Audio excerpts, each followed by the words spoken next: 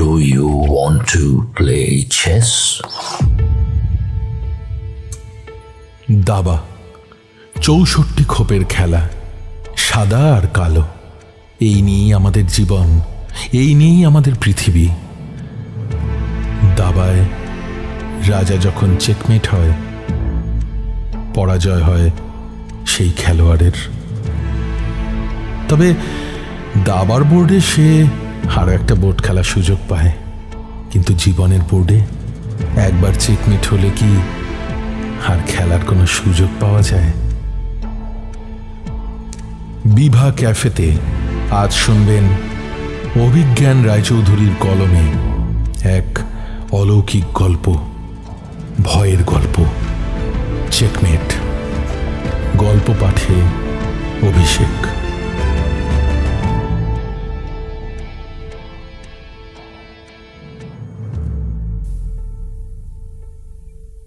Do you want to play chess? ভাঙা ভাঙা ইংরেজিতে একটু গম্ভীর গলায় কে যেন দূর থেকে বলে উঠল। প্রশ্নটা শুনে চারদিকে তাকালাম, খেয়াল করলাম আমি যে বাড়ির পাশ দিয়ে হেঁটে যাচ্ছি সেই বাড়ির কাচের গার্ডেন রুমে বসা এক বৃদ্ধ আমাকে ডাকছেন। গার্ডেন রুমের সামনের দিকে কাঁচের দরজা খোলা। বৃদ্ধের গায়ে একটা ঢোলা প্যান্ট, ফুল হাতা সাদা শার্ট, গলায় স্কার্ফ জড়ানো। ভদ্রলোক যেন এতক্ষণ দাবা খেলার সঙ্গীর জন্যই অপেক্ষা করছিলেন। আমাকে বলছেন? হ্যাঁ, আর কি কেউ আছে এখানে? Do you want to play chess? বৃদ্ধ ইতিমধ্যে চেয়ার ছেড়ে উঠে দাঁড়িয়েছেন, আমার দিকে একটু এগিয়ে এলেন। বাড়ির বাগানের লন পেরিয়ে পাথরের নিচু দেওয়ালের পাশে এসে ফিরে বলে উঠলেন, তুমি কি রকম খেলো? ভালো না হলে আমি আবার খেলি না, মাঝখান থেকে আমারই সময় নষ্ট হবে। একটু অপমানিত বোধ করলাম। দাবায় বাংলার হয়ে একসময় স্টেট লেভেলে খেলেছি, এখনো নিয়মিত খেলি, সেজন্য স্বাভাবিকভাবেই এই দাবার বোর্ডের দিকে দৃষ্টি গিয়েছিল। সাদা কালো মার্বেল দিয়ে তৈরি 18 বাই 18 ফুটের স্কোয়ার চাতালি হলো এখানকার দাবার বোর্ড। পাহাড়, সুইস কটেজ, উপত্যকা, সবকিছুর মধ্যেও একটা চোখে পড়ার মতো বিশাল দাবার বোর্ড। তবে ভদ্রলোক সম্বন্ধে আমি কিছুই জানি না, কিরকম খেলেন তাও জানি না। তবে এত উৎসাহ যখন, তখন অ্যাভারেজ প্লেয়ার হওয়ার সম্ভাবনাই বেশি। খুব ভালোরা সচরাচর এরকম উৎসাহ দেখায় না। কয়েকদিনের জন্য ইংল্যান্ড থেকে সুইজারল্যান্ডে অফিসের কাজে এসেছি। মাঝে একটু সময় পেয়ে বেড়াতে বেরিয়ে পড়েছি। আজ শনিবার, ছুটির দিন। সকাল 6টায় জুরিক থেকে বেরিয়ে এসেছি। জুরিক থেকে ট্রেনে ইন্টারলেকেন, সেখান থেকে ট্রেনে লটেব্রুনেন হয়ে তারপর কেবল কারে অ্যালপসের ওপর ছোট পাহাড়ি গ্রাম মুরেনে। পৌঁছতে পৌঁছতে দুপুর 12টা বেজে গেছে। মুরেনে কোনো বাস বা গাড়ি চলে না, সব রকম গাড়ি চলাচল এখানে নিষিদ্ধ। তবে এখানে পা রাখার পর থেকেই বুঝতে পেরেছি এই পরিশ্রম সার্থক। এরকম সুন্দর গ্রাম খুব কমই দেখেছি। অ্যালপসের কোলে ছবির মতো সুন্দর সুইস ভিলেজ। এসব গ্রামের ছবি বিশ্বজুড়ে লাখো পর্যটকের কাছে সুইজারল্যান্ডকে স্বপ্নের দেশ হিসেবে গড়ে তুলেছে।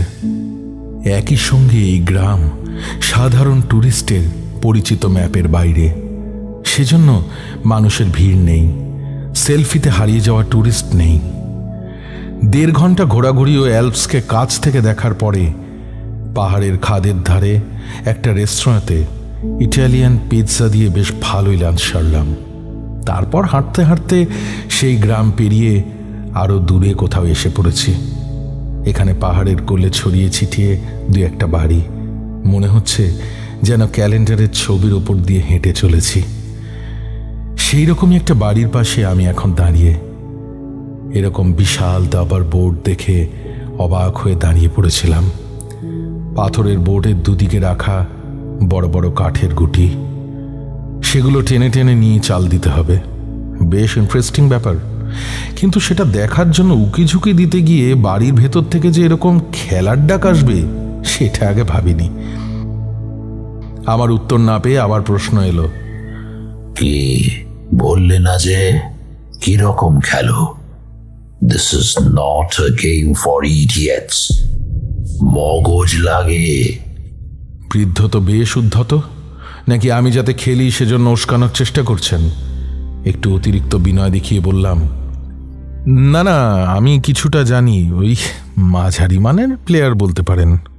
মনে মনে বললাম, মজা দেখাচ্ছে, কে যেতে দেখাচ্ছে, আপনি না আমি? বাহ বাহ, তাহলে একটা ম্যাচ হয়ে যাক।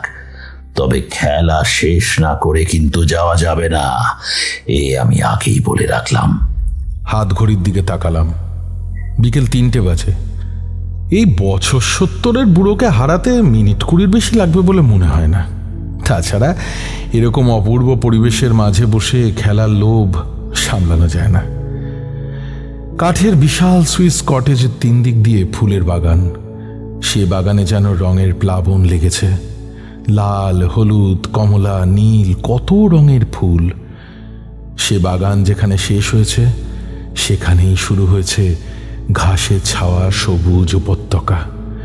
সে উপত্যকার ঢাল উপরের দিকে ক্রমশ উঠে পাহাড়ে মিশে গেছে। দূরে পাইনের বন ও তারও উপরে বরফ ঢাকা পাহাড় দেখা যাচ্ছে। এরকম দৃশ্য দেখার সৌভাগ্য রোজ হয় না। দূর থেকে টুং টুং শব্দ ভেসে আসছে। গরুর গলার ঘণ্টির থেকে এই আওয়াজ, ভারী মিষ্টি সুর, যেন কোনো শিল্পী আপন মনে বাজিয়ে চলেছে। আশপাশের উপত্যকাতেই কোথাও গরুগুলো চড়ছে।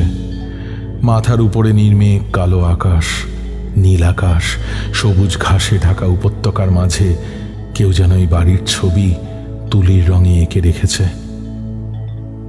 খেলবো বলে সম্মতি জানালাম। বৃদ্ধ সেটা শুনে ভারী খুশি হয়ে উঠলেন। 2টো চেয়ার টেনে বোর্ডের দুদিকে রাখলেন। দূরে একটা টেবিলে কফির সরঞ্জাম রাখা ছিল। ওর অনুরোধে 1 কাপ ব্ল্যাক কফি খেয়ে খেলা শুরু করলাম। খেলতে গিয়ে শুরুর কিছু দান দেওয়ার পরপরই বুঝলাম বৃদ্ধকে আন্ডার এস্টিমেট করে বড় ভুল করেছি। বৃদ্ধ মোটেই সাধারণ কোনো প্লেয়ার নন। আমি সাদা গুটি নিয়ে চাল দিচ্ছিলাম। আমার ফেভারিট ওপেনিং রুই লোপেজের একটা বিশেষ ভ্যারিয়েশন ধরে খেলাটা এগিয়ে চলল। মিডল গেমে যখন পৌঁছলাম তখনও বেশ সমান সমান অবস্থা। বৃদ্ধ বেশ ভালোই লড়াই করছেন। এরই মধ্যে বৃদ্ধ দেখি বিড়বিড় করে বলে উঠলেন, ঠিক এই খেলাটাই ইমানুয়েল লস্কর সাদা আর উইলিয়াম স্টাইনিটস কালো গুটি নিয়ে খেলেছিল 1896 সালে মস্কোতে। স্টাইনিটসের একটা ভুলে লস্কর জিতেছিল সেই ম্যাচটা, কিন্তু এবারে তো আর সেটা হবে না। বলে নিজের দানের মধ্যে দাবার বোর্ডের 4 দিক দিয়ে ঘুরে ঘুরে খানিকক্ষণ হাঁটতে লাগলেন। নিজের মনে কি সব যেন বলতে লাগলেন। হাঁটতে হাঁটতে বোর্ডের বিভিন্ন দিক থেকে তাকিয়ে নানান লেভেল থেকে দেখতে লাগলেন। প্রথমবার প্রশ্ন মনে এলো, লোকটা স্বাভাবিক তো? আমি ফের পাহাড়ের দিকে তাকালাম। বাগানের পাশে পাহাড়ের ঢাল বরাবর বিস্তৃত ঘাস উপত্যকায় অনেক সাদা ভেড়া চড়ে বেড়াচ্ছে। কিছু ভেড়ার বাচ্চাও আছে। ইতিমধ্যে দান দিয়ে আমার দৃষ্টি লক্ষ্য করে বৃদ্ধ বলে উঠলেন, ওগুলো সবই আমার ভেড়া, প্রায় 100-র বেশি আছে। ওদের নিয়ে আমার বেশ সময় কেটে যায়। এছাড়া আমার বাড়িতে 3টে ঘোড়া আছে। এখানে গাড়ি নেই বলে ওদের নিয়ে বেরোই মাঝে মধ্যে। তবে ঘোড়াগুলোর ভালোই বয়স হয়েছে, আমার মতোই, তবু এখনো আমার মতোই লড়াকু। বৃদ্ধকে দেখে মনে হয় বয়স 70-এর উপরে হবে, তবে বেশ শক্ত সমর্থ আছেন এখনো। চোখের চাউনিটা অদ্ভুত, ইস্পাত কঠিন, যেন কোনো অনুভূতির স্পর্শ নেই তাতে। বুঝলে, দাবা খেলাটা হলো জীবন মরণের মতো সত্যিকারের যুদ্ধ। যুদ্ধ শুরু হয়ে গেলে থামার কোনো জায়গা নেই। এখানকার বোড়ে, গজ, নৌকো, রানী প্রত্যেকে রাজাকে বাঁচানোর জন্য যে কোনো সময় মৃত্যুবরণ করতে প্রস্তুত। They will fight till death. এই কথার অর্থ বুঝলাম না, অবশ্য এরকম প্রত্যন্ত জায়গায় থাকতে থাকতে মানুষ যে একটু অস্বাভাবিক হয়ে যাবে, একটু উল্টোপাল্টা কথা বলবে, এতে আর আশ্চর্য কি। আপনি কতদিন আছেন এখানে? এখানেই জন্ম, ছোট থেকেই আছি। আপনি এখন একা থাকেন? আমার সৈন্যরা আছে, রানী আছে, একা থাকবো কেন? বলে আরেকটা চাল দিলেন। কেন জানি না যত খেলা এগোচ্ছে মনে হচ্ছে এই বৃদ্ধ কোনো সাধারণ দাবাড়ু নন। কিছু বড় টুর্নামেন্ট জিতে থাকলেও অবাক হব না। যেভাবে বুদ্ধিমত্তার পরিচয় দিচ্ছেন, পরের 2-3 চাল ভেবে নিয়ে ফাঁদ পাচ্ছেন, তাতে উনি যে একসময় অসাধারণ দাবাড়ু ছিলেন তাতে কোনো সন্দেহ নেই। আরও কয়েকটা চালের পরে একটা চালে সত্যি বিপদে পড়ে গেলাম। একেবারে একেবারে আনএক্সপেক্টেড। আমার এক বড়ে খেয়ে ওনার গজ স্যাক্রিফাইস করলেন, তারপরে যেন মুচকি হাসলেন নিজের মনে। গজটা আমি একটা বড়ে দিয়ে খেয়ে নিতেই পারি, কিন্তু লক্ষ্য করলাম তার কয়েক চাল পরে আমার নৌকো চলে যাবে, বিপদে পড়ে যাব। তবে তবে এখনই সব কিছু শেষ হয়ে যায়নি। আরও বেশ কিছুক্ষণ খেলা চলল। খেলা যতই এগোতে লাগলো ততই বুঝতে পারলাম আমার পরাজয় অবশ্যম্ভাবী। পজিশন বেশ খারাপ। বৃদ্ধ কোনো রকম ভুল না করলে আমি হারবই। যদিও গেম শেষ হতে এখনো বেশ খানিকক্ষণ লাগবে। এদিকে সময় বেশি হাতে নেই, এবারে বেরোতে হবে। খেলতে খেলতে 1.5 ঘন্টা হয়ে গেছে। জুন মাসের দীর্ঘদিন, তাই বাইরের আলো 9টা অবধি থাকলেও ফেরার কেবল কার থাকবে না। 6টা এখান থেকে শেষ কেবল কার, সেটা মিস করলে আর ফেরার কোনো উপায় থাকবে না। বলে উঠলাম, আমি খুব দুঃখিত, এবার আমাকে উঠতে হবে। বৃদ্ধ যেন কথাটা শুনলেনই না। শুনুন, আমি বলছিলাম আমি খুব দুঃখিত, এবার আমাকে উঠতে হবে। What do you mean? খেলা ছেড়ে মাঝপথে চলে যাবে? এরকম হতেই পারে না। বলে আবার বোর্ডে মনোনিবেশ করলেন। দেখুন দেখুন, আমি জুরিখে আছি। কাল ভোরে ইংল্যান্ডে ফেরার ফ্লাইট।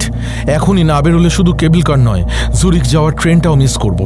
আর পরের ট্রেন তো ভোরবেলা। কাল সকালে ফ্লাইটও মিস করবো সেক্ষেত্রে। আর বড় জোর 10 মিনিট, আমাকে 10 মিনিটের মধ্যে বেরোতেই হবে। সে হচ্ছে না। খেলা শেষ না করে কোনোভাবেই বেরোতে পারবে না। শুরুতেই বলে দিয়েছিলাম। এটা কি শুধু একটা খেলা? তাকিয়ে দেখো বোর্ডের দিকে। তোমার কাজ হলো এখানে ডাক্তারের মতো। যতই তাড়া থাকুক না কেন, যত দরকারি কাজই থাকুক না কেন, ওদের বাঁচানোর দায়িত্ব তোমার, শুধু তোমার। ওদের জীবন মরণ সব তোমার উপরে নির্ভর করছে। কি করে তুমি ওদের এইভাবে ফেলে পালিয়ে যাবে? Are you mad? আমি বুঝলাম এ নির্ঘাত কোনো পাগলের পাল্লায় পড়েছি। আমি তবু মরিয়া হয়ে খেলা ছেড়ে উঠতে গেলাম। বৃদ্ধ এবারে গম্ভীর গলায় কাউকে ডাকলেন। ডেভিড। ভাবলাম কোনো বৃদ্ধ চাকর টাকর হবে হয়তো, কিন্তু যে ঘর থেকে বেরিয়ে এলো সেই ডেভিডের দেখা পেয়ে হাত পা ঠান্ডা হয়ে গেল। একটা বেশ বড় সাইজের কুকুর বাড়ির ভেতর থেকে বেরিয়ে আসছে। রটভিলার কুকুর। আমি খুব ভয় পাই। এই কুকুর আবার হিংস্র বলে পরিচিত। কি বিপদে পড়লাম। কুকুরটা কাছে এসে আমার গন্ধ শুঁকে পাশেই 1 হাত দূরে বসে পড়ল। ওর হিংস্র চোখের দিকে তাকিয়ে মনে হলো বৃদ্ধের অর্ডার পেলেই আমার উপর ঝাঁপিয়ে পড়বে। আমি বেরোতে গেলে এরকম পাগল বৃদ্ধ যে সেরকম করতে দ্বিধা করবেন না সে বিষয়ে আমি নিশ্চিত। বৃদ্ধ আমার দিকে তাকিয়ে ফের বলে উঠলেন, আমার সঙ্গে ম্যাচ অসমাপ্ত রেখে কেউ কোনোদিন এখান থেকে বেরোতে পারেনি। বৃদ্ধের চোখ যেন জ্বলে উঠল। সে চোখ ওই কুকুরের থেকেও বেশি হিংস্র।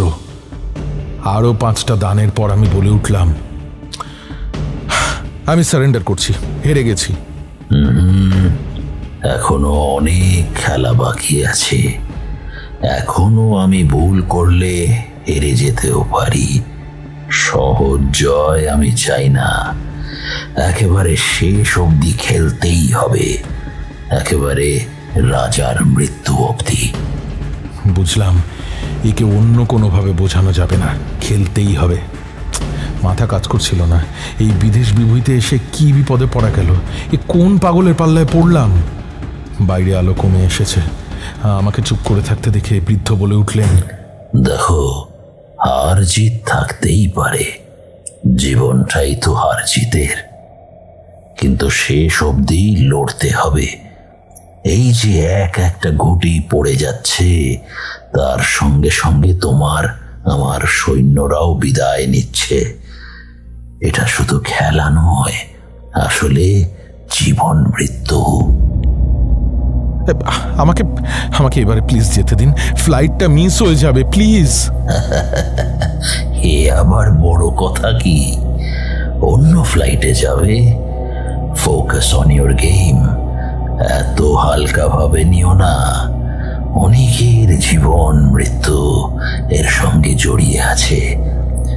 আচ্ছা, ওই যে দূরে ভেড়াগুলো দেখছিলে, ওদের মধ্যে আমার বোড়েরাও আছে। দেখো কটা বোড়ে গেছে আমার, 3টে, তাই না? হ্যাঁ হ্যাঁ, 3টে কালো পড়ে গেছে।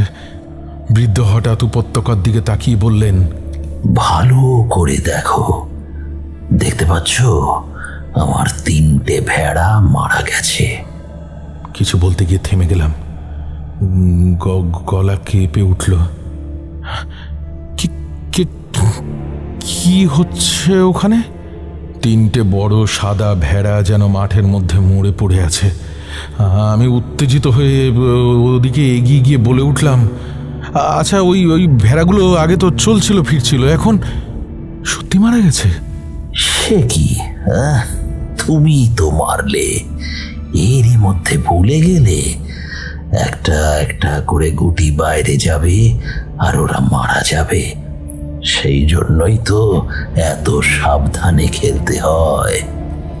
হঠাৎ মনে হলো বৃদ্ধ শুধু পাগল নয়, যেন তার চেয়েও অনেক বেশি কিছু। এ কি বলছেন? কিছুক্ষণ বাদে আমি একটা সাদা বোড়ে দিয়ে ওনার একটা কালো বোড়ে খেলাম। অবাক হয়ে উপত্যকার দিকে তাকিয়ে দেখলাম আর একটা ভেড়া। হ্যাঁ, ঠিক তাই, আর একটা সাদা ভেড়া মাঠের মধ্যে যেন বসে পড়ল, তারপর আর নড়ল না, মারা গেল। এ কি আমি স্বপ্ন দেখছি? হাত পা সব যেন ঠান্ডা হয়ে গেল। এরপরে কোনো কথা আর বলিনি। খেলা আরও বেশ খানিকক্ষণ হলো, শেষে হারলাম। আমার রাজা চেকমেট হতেই বৃদ্ধ উত্তেজিত হয়ে চেঁচিয়ে উঠলেন, মারিয়া, মারিয়া, বেরিয়ে এসো। তারপর আমার দিকে হাত বাড়িয়ে করমর্দন করলেন। মন খারাপ করো না, ইউ রিয়েলি প্লেড ওয়েল। তুমি যে এতটা ভালো খেলবে সেটা আমি আশা করিনি। আমি খুব নিশ্চিন্ত হলাম। আমার স্ত্রী মারিয়া এখন তাহলে সুস্থ হয়ে উঠবে। খুব অসুস্থ ছিল আমার কুইন। তুমি জিতলে বা আমি মন্ত্রী হারালে আজই মারা যেত। মারিয়া, মারিয়া। দেখি এক বৃদ্ধা ইতিমধ্যে দরজার কাছে এসে দাঁড়িয়েছেন। দেখি মনে হলো খুব অসুস্থ। বৃদ্ধ বলে উঠলেন, আর ইউ ফিলিং বেটার? অত্যন্ত রুগ্ন চেহারার সেই বৃদ্ধা মাথা নাড়িয়ে সম্মতি জানালেন। আমি কি হচ্ছে কিছু বুঝতে পারছিলাম না। এ কোন পাগলের পাল্লায় পড়েছি? আমি এবার উত্তেজিত হয়ে উঠে দাঁড়ালাম। কেবল কার পাই বা না পাই, এখানে আর এক মুহূর্ত থাকা উচিত নয়। আমি এক ছুটে বাড়ির বাইরে বেরিয়ে এলাম। কিছু দূর গিয়ে আমার মাথায় এক অদ্ভুত প্রশ্ন এলো। কেন এরকম অস্বাভাবিক প্রশ্ন এলো সেটা জানি না। ফিরে এলাম। সেই বৃদ্ধ বৃদ্ধা এখন দুজনে পাশাপাশি বসে আছেন।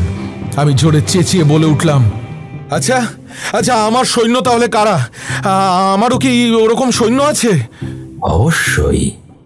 আশ্চর্য, তুমি সেটা না জেনেই আমার সঙ্গে খেলতে বসে গেলে।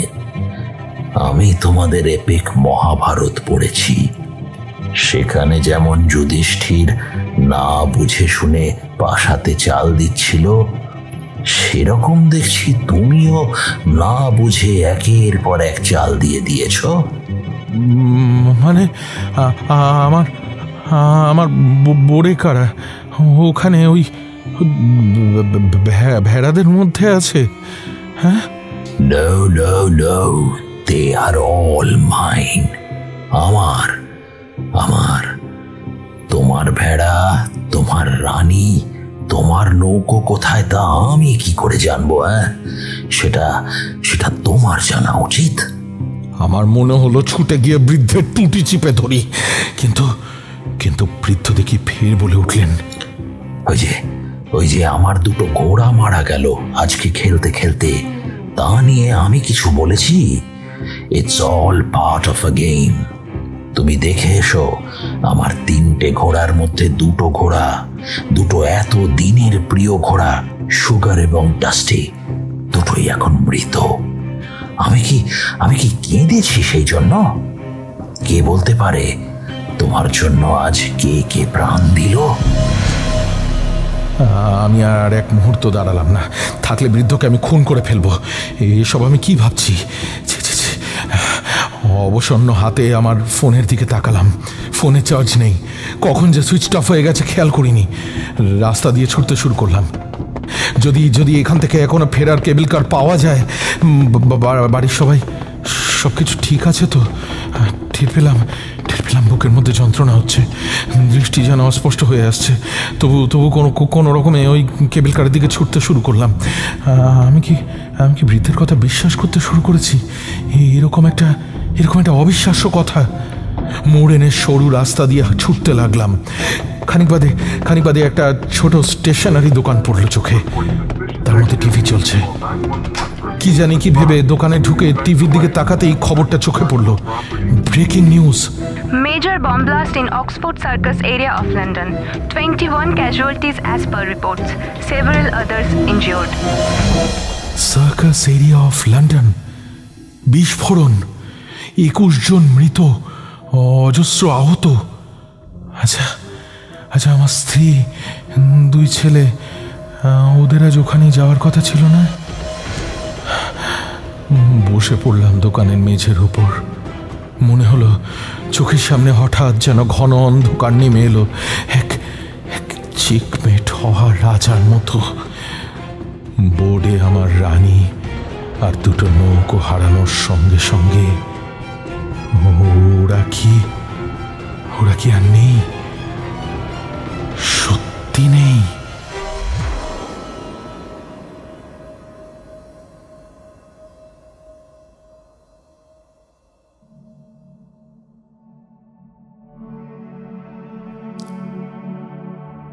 শুনছিলেন আজকের গল্প চেকমেট। গল্প পাঠে ছিল অভিষেক। অন্যান্য চরিত্রে যুবক অভিষেক, বৃদ্ধ ইন্দ্রনীল এবং নিউজ অ্যাঙ্কার শ্রেয়া। নির্দেশনা টিম বিভা ক্যাফে। প্রযোজনা বিভা পাবলিকেশন। আমাদের এই গল্প কেমন লাগলো আপনারা জানান আমাদের কমেন্ট বক্সে। এবং যারা এখনো পর্যন্ত আমাদের চ্যানেল সাবস্ক্রাইব করেননি তারা প্লিজ সাবস্ক্রাইব করুন এবং পেয়ে যান আমাদের সমস্ত গল্পের নোটিফিকেশন সবার আগে। শুনতে থাকুন বিভা ক্যাফে, গল্প শোনার সঠিক ঠিকানা।